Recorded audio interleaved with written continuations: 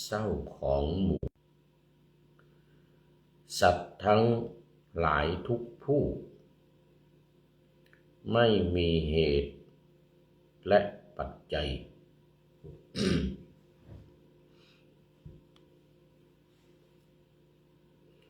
เศร้าหมอง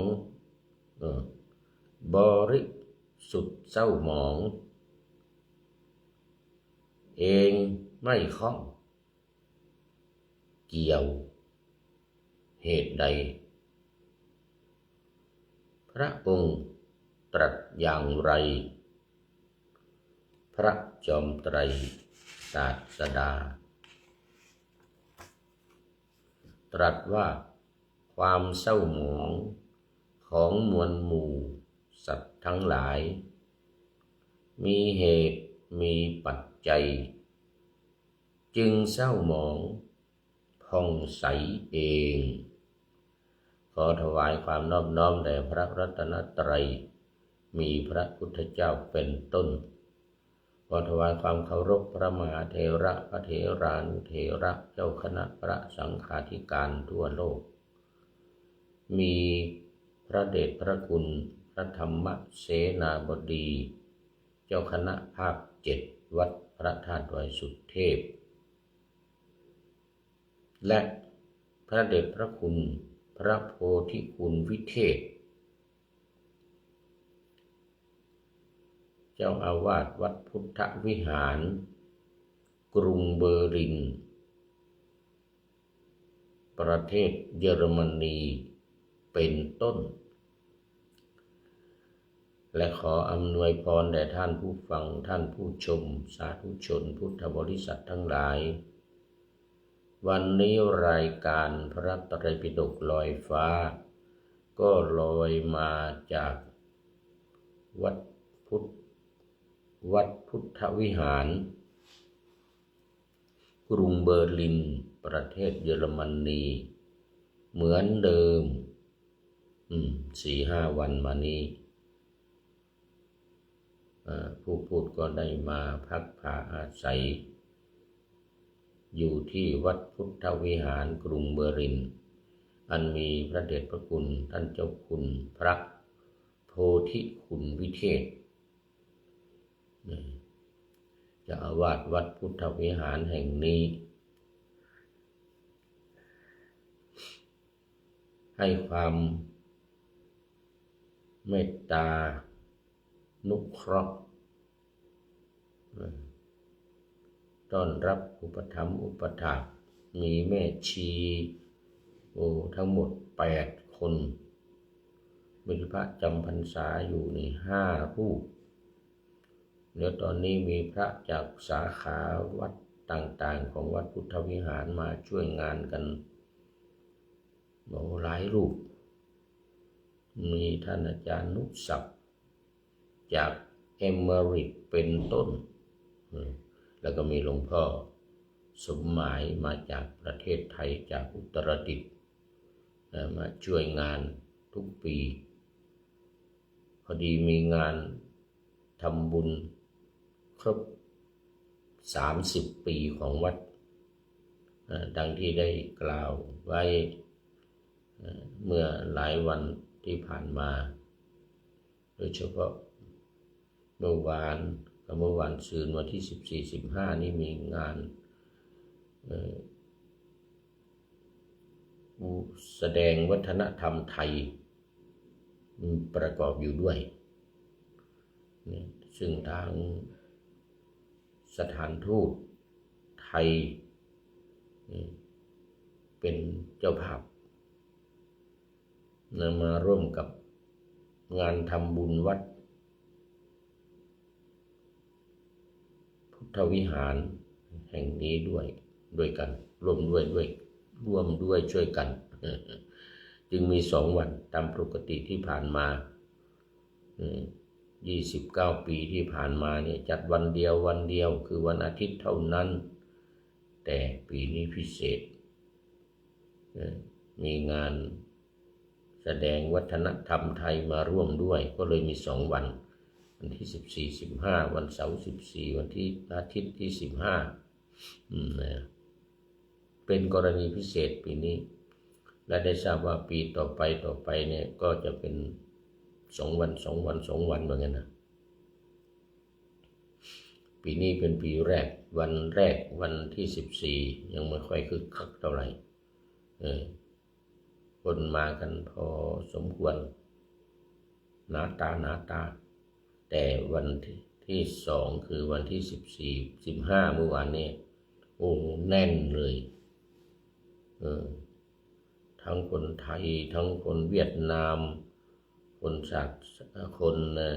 ประเทศต่างๆมารวมกันใหญ่เลยโดยเฉพาะพี่น้องชาวเยอรมนีเนี่ยกรุงเบอร์ลินโอ้โหมาจำนวนมากทั้งหญิงทั้งชายเด็กผู้ใหญ่เดินกันขวักไขว่เต็มไปหมดโอ้คึกคักมากเมื่อวานนี้กิจกรรมต่างๆก็คึกคักดนตรีการร้องเพลงการเต้นรำน้องเอมิเลียโอ้ขึ้นแสดง2 รอบเลยทีเดียวเมื่อวานนี้โอ้คึกคักกันมากเสียงดังกระหึ่มทึมทือเมื่อวันก่อนนั้นต้องขอเสียงทางกองประชาสัมพันธ์กองรับสังฆทานช่วย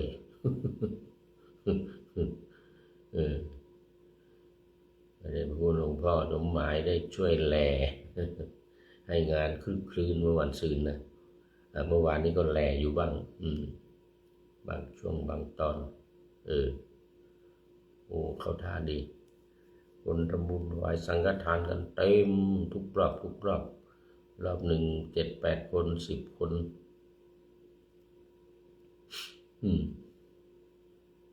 ก็คึกคักมากเห็นว่าปีต่อไปก็จะจัด2 วันเนี่ยนะเตรียมงานคุ้มเหมือนกันวันเดียวนี่เตรียมงานไม่ค่อยคุ้มคนมาเยอะก็จริงอ่ะแต่ว่ามันยังไม่จุใจขออภัยเอาละตอนนี้ก็เข้ามาสู่เนื้อหาสาระของธรรมะในพระไตรปิฎกกันเลยตัดหน้าธรรมะเอาไว้แล้วนิดหน่อยเดี๋ยวเราก็จะได้มาต่อกันในเนื้อหาสาระมหาลิสูตรว่าด้วยมหาลิพระผู้มีพระภาคประทับอยู่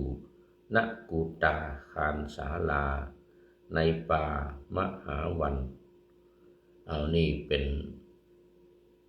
ถ้าได้ยินว่ากุตาคารศาลาป่ามหาวันนี่ก็เป็นที่รู้กันดีว่าเป็นเมืองเวสาลีหรือภาษาสันสกฤตว่าไผ่สาลีนะอันเดียวกันเจ้าฤทธิ์ชวีผู้ครองนครอันนี้ก็เกี่ยวข้องกับมหาลินี่ก็เป็นเจ้าฤทธิ์ชวีท่านหนึ่งได้เข้าไปกราบทูลพระศาสดาถึงเรื่องของธรรมะโดยเฉพาะจะเกี่ยวข้องอยู่กับศาสดาเก่าๆของศาสนาพราหมณ์วันนี้เจ้ามหาลิได้ยก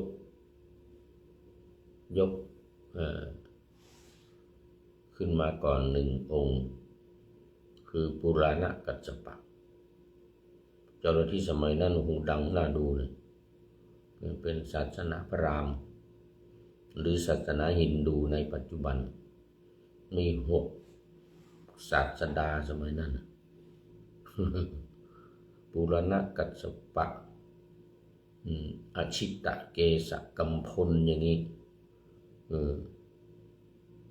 อะไรอีกที่ดังๆก็นิโครนาตบุตรโอ้โหดังมากจนต่อมาเป็นศาสนาเชนยังมีอยู่ในปัจจุบันนี้ในอินเดียนะ ไม่ออกนอกประเทศไม่ดังออกนอกประเทศอยู่แต่ในอินเดียและมีแต่คนรวยๆเท่านั้นเป็นพ่อค้าทั้งนั้นที่นับถือศาสดามหาวีระนี่นะซึ่งมีพระที่นุ่งห่มห่มฟ้าเขาเรียกว่าเป็นชีเปลือยเป็นนักบวชเปลือยไม่นุ่งผ้าเอาฟ้าเป็นมุ้งเอายุงเป็นเพื่อน เหมือนมีเพลงสมัยหนึ่งฉันมีฟ้าเป็นมุ้งฉันมียุงเป็นเพื่อน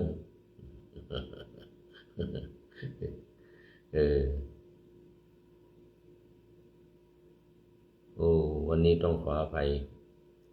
โอ้หลายวันมาแล้วนี่ใช้เฟซใหม่ของวัดพระธาตุดอยสุเทพเยอรมนีถ่ายทำรายการไร้สด เนื่องจากว่าเฟซของสวัยเทพบุญของพระครูปริยัติยานุศาสตร์ตอนนี้หมดความหมายใช้ไม่ได้เดี่ยงหมด เอาคอมมาเหมือนกันนี่ได้แต่บันทึกเสียงอย่างเดียวนี่เข้าเฟซไม่ได้ทั้งนี้อินเทอร์เน็ตก็ดีนะอินเทอร์เน็ตก็แรงดีมีเปิดอะไรก็ได้หมดแต่เข้าเฟซไม่ได้ จำใจต้องใช้เฟซใหม่ท่านผู้ชมก็เลยไม่มีใครรู้จักไม่มีใครคอมเมนต์เข้ามาเลยเมื่อวันก่อน2-3 วันก่อนนั้นมีท่านพระครูวิมลรัตนวัฒน์ของพี่โจเข้ามา1 ครั้งจากนั้นมาไม่มีเลยก่อนหน้านั้นก็ไม่มีเพราะว่าเฟซนี้ยังไม่มีใครรู้จัก ทั้งเมืองไทยทั้งอังกฤษทั้งไอร์แลนด์ที่ไหนอเมริกาก็ไม่มีใครรู้จักเพราะเป็นเปิดใหม่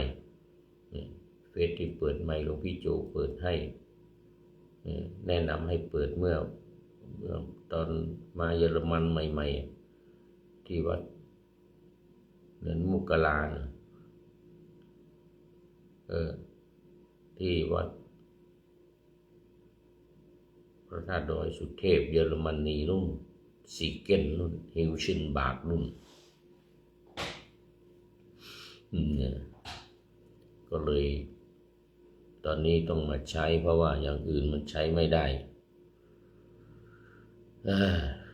แท็กก็แท็กไม่ได้ในเฟซตัวนี้ไม่รู้จะแท็กไปหาใครแท็กไม่ได้ไม่มีที่แท็ก ก็เลยเปิด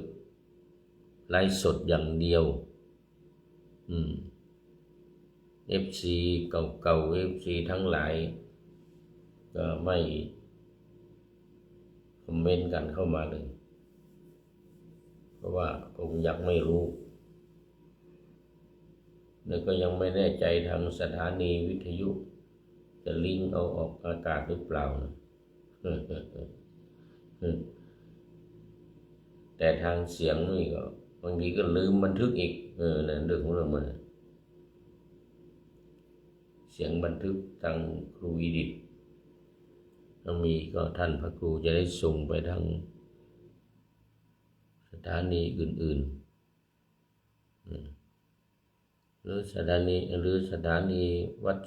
ฝายหินเปิดสถานีอื่นๆก็เอาไปอย่างทางลำปางทาง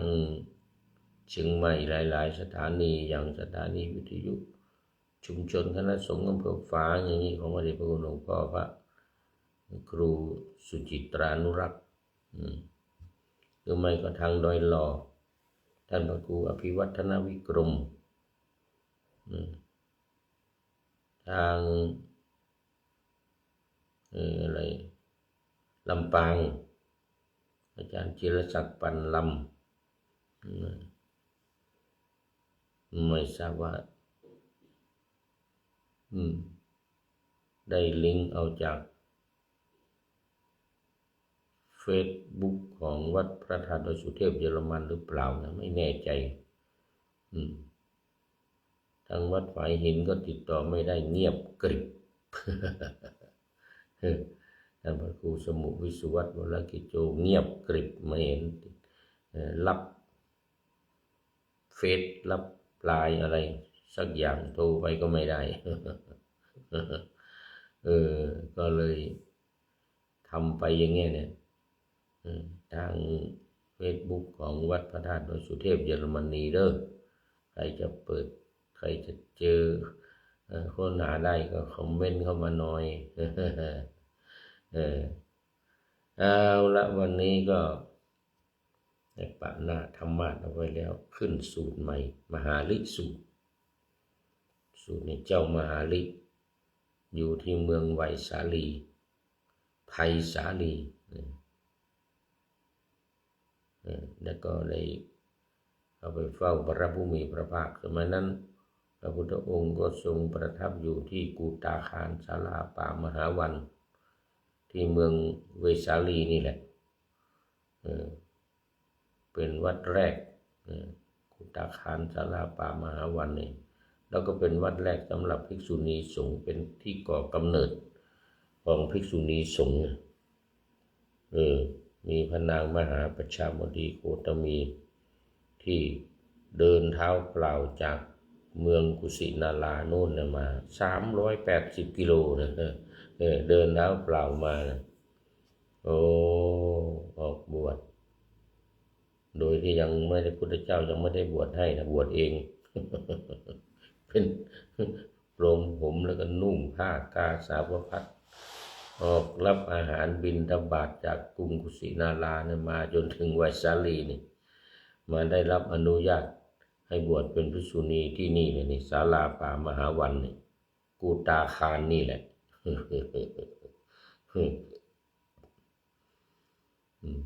ต้องถือ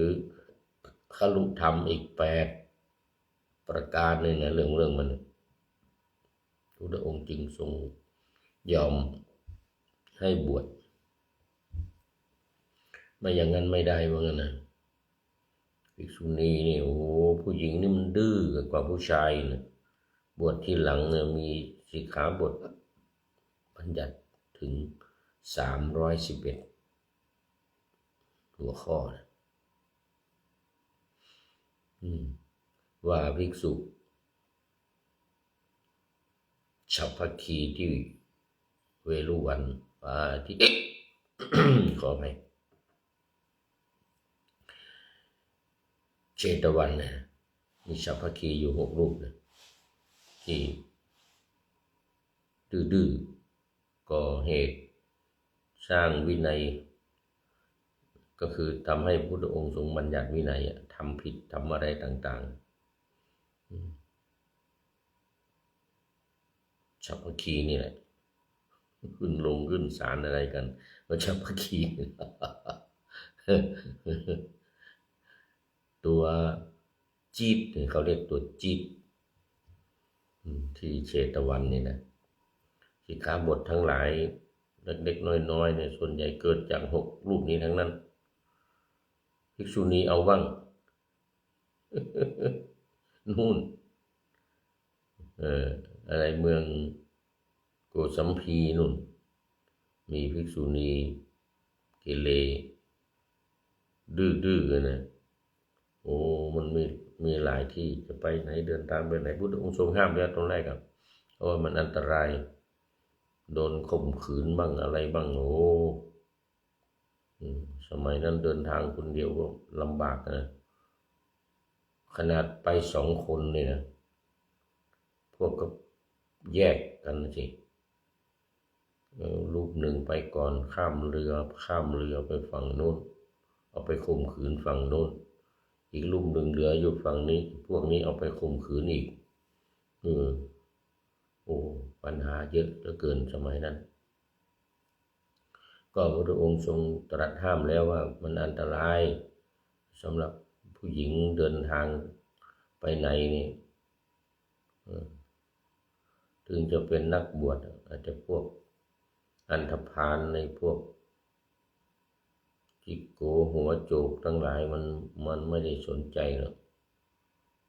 เพราะฉะนั้นต้องมีบัญญัติสิกขาบทให้เวลาจะเดินทางไปไหนต้องมีเพื่อนมีคู่ต่อมามีคู่ไม่พอพอจะข้ามน้ำในพวกแยกไงเอาคนหนึ่งข้ามไปก่อนนู่นไปข่มขืนฝั่งนู่นฝั่งนี้โดนข่มขืนอีกแยกกันโอ้ไปเล่าให้ภิกษุณีทั้งหลายฟังที่เชตวันบัญญัติสิกขาบทกันใหญ่เลยสำหรับการเดินทางของภิกษุณีจะต้องมีเพื่อนไปด้วยต้องมีผู้ชายไปด้วยอันตรายขนาดอยู่กุฏิก็โดนข่มขืนนะอย่างนาง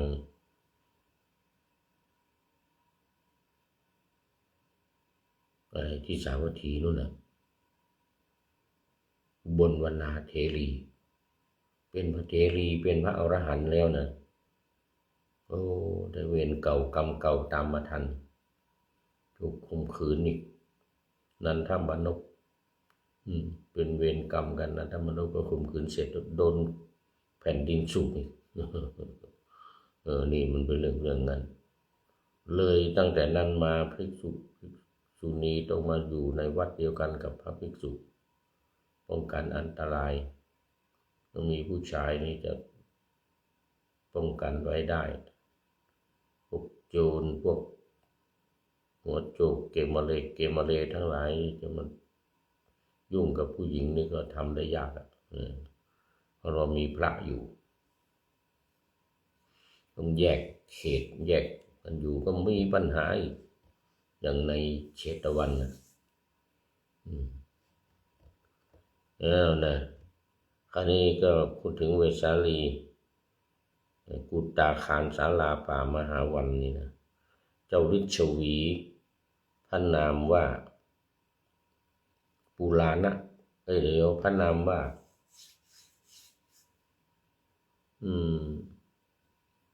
มหาฤทธิ์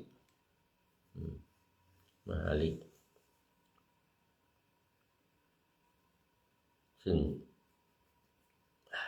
คันจมูกขอไปซึ่งต่อมาก็ในภายหลัง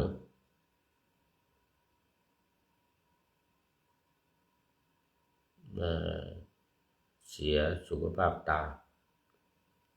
บอด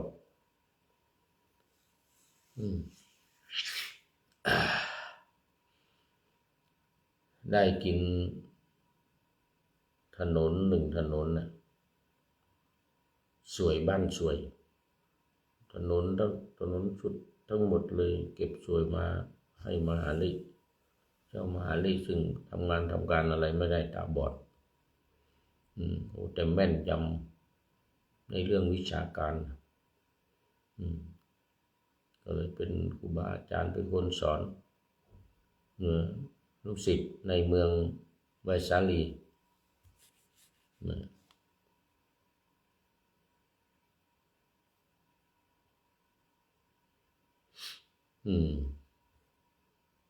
ในเมืองไวสาลี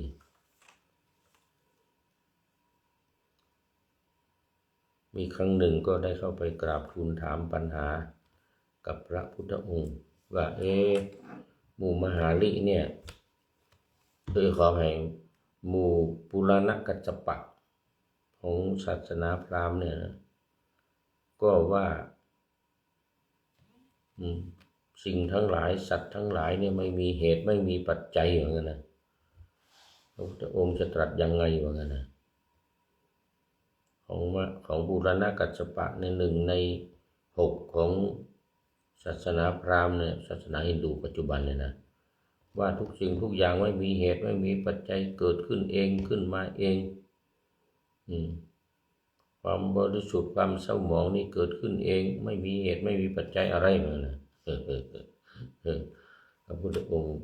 ก็จึงตรัสว่าทั้งมหาฤทธิ์หมู่สัตว์ทั้งหลายเนี่ยเป็นหมู่สัตว์ที่มีเหตุมีปัจจัยไม่ใช่ไม่มี เหตุไม่มีปัจจัยอะไรนะว่างั้นนะก็มหาลิก็กราบทูลถามพระพุทธองค์ว่าเอ้าเหตุปัจจัยที่ว่านี่มันเป็นอะไรมันเป็นยังไงว่างั้นนะสัตว์ทั้งหลายเนี่ยมีเหตุมีปัจจัยมันเป็นยังไงเรื่องทุกข์เรื่องความเศร้าหมองทั้งหลายนี่มีเหตุนะมีเหตุมีปัจจัยนะพระองค์ตรัสบอกมหาลิบอกว่ามหาลิหากรูปนี้จะได้เป็นทุกข์ส่วนเดียวมีแต่ทุกข์ติดตามอย่างลงสู่ความทุกข์ไม่อย่างลงสู่ความสุขบ้างสัตว์ทั้งหลายก็ไม่พึงติดใจในรูปแต่เพราะรูปเป็นต้นเนี่ยเป็นสุขมีสุขติดตามอย่างลงสู่ความสุขไม่อย่างลงสู่ความทุกข์อย่างเดียวว่างั้นมีสุขด้วยว่างั้นฉะนั้นสัตว์ทั้งหลายก็จึงติดใจอยู่ในรูป